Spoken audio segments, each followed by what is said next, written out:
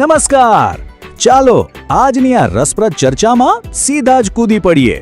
આંતરરાષ્ટ્રીય નૃત્ય દિવસ અને તેની સાથે જોડાયેલી આત્માની લય. હવે એક બહુ મોટો પ્રશ્ન એ થાય કે આખરે 29 એપ્રિલમાં એવું તે શું ખાસ છે? કળાની દુનિયા માટે વસંત ઋતુની આ તારીખ આટલી બધી ઐતિહાસિક શા માટે છે? વર્ષમાં તો 365 દિવસ હોય છે, ખરું ને? તો પછી આ જ દિવસ કલાત્મક અભિવ્યક્તિ માટે આટલું મોટું સ્થાન શા માટે ધરાવે છે? તો તેનો સીધો જ જવાબ છે 29 એપ્રિલ.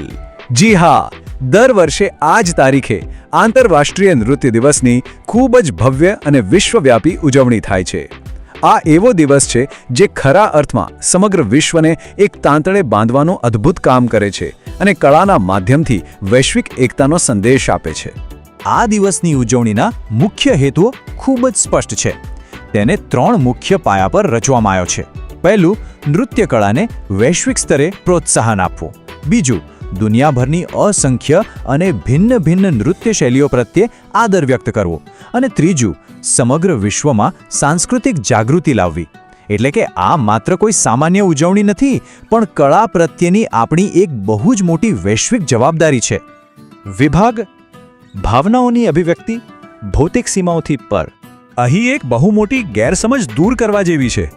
મોટા ભાગે એવું મનાય છે કે નૃત્ય એટલે માત્ર મનોરંજન. પણ ના, એવું બિલકુલ નથી. વાસ્તવમાં તે આનંદ, ભક્તિ, વર્ષો જૂની પરંપરાઓ અને આપણા સાંસ્કૃતિક મૂળિયાઓને વ્યક્ત કરવાનું એક અત્યંત શક્તિશાળી માધ્યમ છે.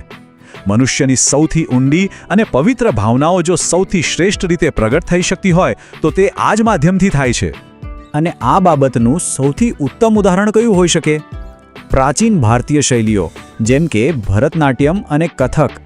આ શૈલીઓ આજે આખી દુનિયામાં એટલા માટે જ પ્રખ્યાત છે કારણ કે તે ઊંડી લાગણીઓ, ભક્તિ અને સદીઓ જૂની પરંપરાઓને અત્યંત સુંદરતાથી રજૂ કરવાની જબરજસ્ત તાકાત ધરાવે છે.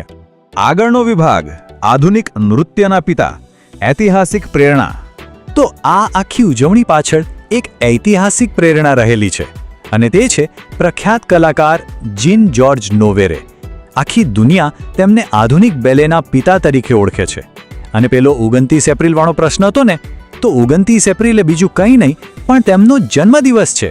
કળાના ક્ષેત્રમાં તેમના પાયાના અને અદ્ભુત યોગદાનને હંમેશા યાદ રાખવા અને સન્માન આપવા માટે જ આ ખાસ તારીખ પસંદ કરવામાં આવી છે.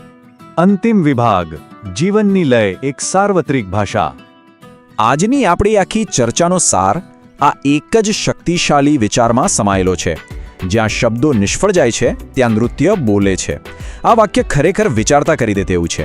જ્યારે બોલાતી ભાષા આપણી સૌથી ઊંડી ભાવનાઓ, આપણી સંસ્કૃતિ કે જીવનની લયને સમજાવવામાં ટૂંકી પડે છે, ત્યારે માનવતા કેટલા અદ્ભુત રીતે સંવાદ સાધે છે. તો એક વિચાર ચોક્કસ કરજો: આગામી વખતે જ્યારે કોઈ લાગણી વર્ણવવા માટે શબ્દો ખૂટી પડે તો શું નૃત્ય એક ભાષા બની શકે ખરું?